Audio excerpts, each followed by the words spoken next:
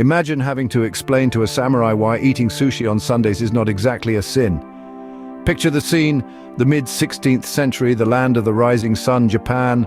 European missionaries, wide-eyed and full of fervor, step onto this foreign soil for the first time. Their mission? To spread their faith and perhaps have an adventurous tale or two to tell back home.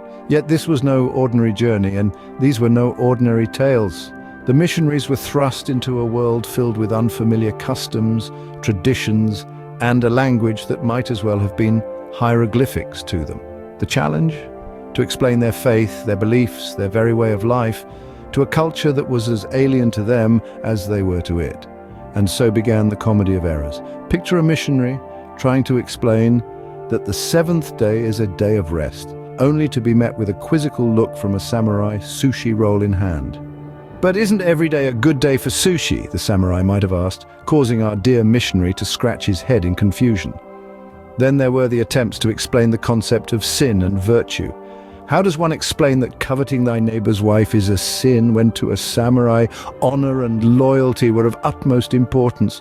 And what of the sacrament of confession? Imagine the perplexity of a samurai hearing that one could be forgiven of their sins simply by confessing them to a priest. And let's not forget the attempts to translate biblical stories into a context that the Japanese could understand. Noah's Ark, more like samurai's ship, am I right? And turning water into wine?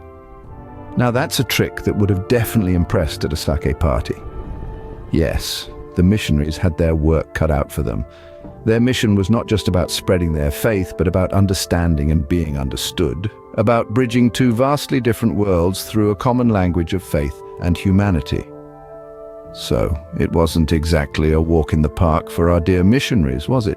Ever tried to explain the concept of original sin using only sushi, sake, and samurai swords? Imagine you're a European missionary in the 16th century, newly arrived in Japan. You're tasked with spreading the word of your faith to a people whose language is as foreign to you as the concept of a cheeseburger is to them. Now you need to explain complex religious ideas using only the cultural symbols at hand. Picture this, you're trying to explain original sin. You've got a plate of sushi, a flask of sake, and a samurai sword. How do you go about it? Perhaps you point to the sushi, representing the bounty of life, and then to the sake, symbolizing the temptations that lead us astray. Finally, you gesture to the sword, a stark reminder of the consequences of yielding to temptation. Now imagine the baffled faces of the samurai as they try to understand why a fish roll and a flask of rice wine have anything to do with their moral conduct. And the sword? Well, they probably thought you were challenging them to a duel. This was the reality for the European missionaries. They were in a land as beautiful as it was utterly alien. Their mission? To communicate their faith's deepest truths using a language that didn't even have words for their most fundamental concepts. The situation was rife with hilarious misunderstandings. There were moments when a sermon on the virtues of humility might have been mistaken for a discourse on the merits of minimalist interior design, or when an explanation of the Holy Trinity turned into a debate about whether the Father, the Son, and the Holy Spirit were in fact a new kind of sushi roll. Yet despite these challenges, the missionaries persevered.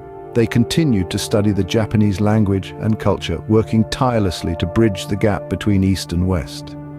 In the process, they created a unique linguistic blend that would later come to be known as Yapaaneese. And that, my friends, is how you end up with a samurai contemplating a sushi roll with existential dread. So, what do you do when you're stuck in a foreign land with a message to spread and no common language? You invent one, of course. You see, these missionaries, despite their fiery faith and tenacity, had hit a towering language barrier. They were like chefs with a recipe in hand but no utensils to cook. Their solution, to whip up their own linguistic concoction. And thus the process of creating Yapaaneese began. The missionaries didn't just wake up one day and decide they were going to create a language. No, it was a meticulous process like crafting a fine wine. They started with the base of their own European languages, the Latin and Greek they were familiar with from the Bible. They then began incorporating elements of Japanese, the language of the land they were in, like a vintner adding grapes to the mix. The Japanese language, with its intricate system of honorifics and its distinct sounds, was a world away from the European languages the missionaries knew. However, they were undeterred. They studied the language, learned its nuances, and began weaving it into their own linguistic tapestry. They borrowed words, adapted sounds, and even incorporated some of the unique Japanese sentence structures. This wasn't just a dry academic exercise for them. They were driven by their mission, their passion to spread their faith. Each new word they created, each sentence they formed, was a step closer to their goal. They were not simply creating a language, they were building a bridge that would connect two cultures, two worlds. Creating a language is no small feat. It's like constructing a cathedral, brick by brick, word by word, but the missionaries, with their unyielding faith and determination, persevered. They worked tirelessly, pouring their heart and soul into this linguistic endeavor. And voila, Yapaaneese was born, a language as unique as a sushi roll filled with mozzarella and pepperoni. Now imagine reading, "In the beginning, God created the heavens and the earth," and it's sounding something like, "In the starto, Kami-sama made the ski-san and land-chan." Indeed, translating the Bible into Yapaaneese was no walk in the park. It was a task that required not just language skills, but also a fair bit of creativity and a healthy sense of humor. The challenge was to convey the profound messages of the Bible while maintaining the unique charm of Yapaaneese. Consider the 10 Commandments. "Thou shalt not kill" became "Anata shall not do the kill," and "Honor thy father and thy mother" was transformed into "Give respect-san to your papa-sama and mama-san." It was a linguistic dance, the ballet of words, if you will, and the result was a Bible unlike any other. But how was this Yapaaneese Bible received by the Japanese people? Well, it was met with a mix of amusement, bewilderment, and fascination. Many found the playful language endearing, while others were a tad confused by the unusual syntax and vocabulary. There were even some who found it a tad irreverent. But regardless of their initial reactions, the Yapaaneese Bible sparked conversations, provoked thought, and certainly piqued interest in Christianity. The Gospel of John, which begins with the majestic, "In the beginning was the Word, and the Word was with God, and the Word was God," was rendered in Japanese as "In the starto was the Word-san, and Word-san was with Kami-sama, and Word-san was Kami-sama." It was a fresh, if slightly whimsical, take on the sacred text, and it certainly made for interesting Sunday sermons. And so the Bible in Japanese was born, a testament to the power of language and the human capacity for adaptation and innovation. It was a labor of love, a work of faith, and a testament to the missionaries' dedication to bridging cultural divides. So the Bible got a Japanese makeover, and let's just say it was nothing short of a linguistic roller coaster ride. Ever wondered how it would be if we all started speaking Yapaaneese today?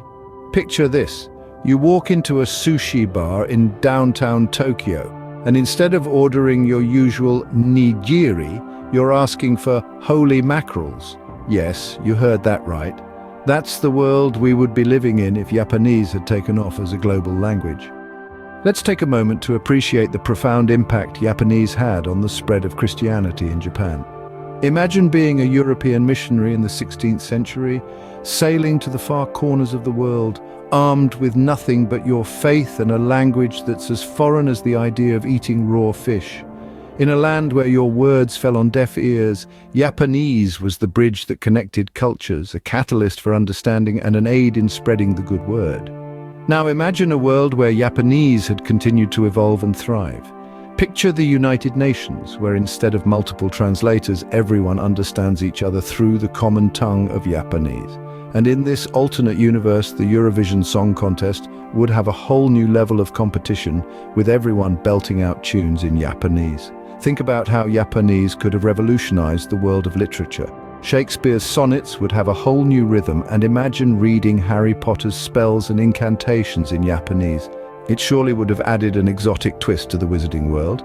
And let's not forget the culinary world. Instead of ordering a croissant in Paris, you would be asking for a heavenly twist. And in Italy, spaghetti would be known as divine strings. And that, my friends, is the story of Yapaaneese, the language that brought sushi and sin together. Who knew language could be such a fun adventure, right? Maybe it's time to dust off those old Yapaaneese dictionaries. Who knows, it could be the next big thing in the world of languages.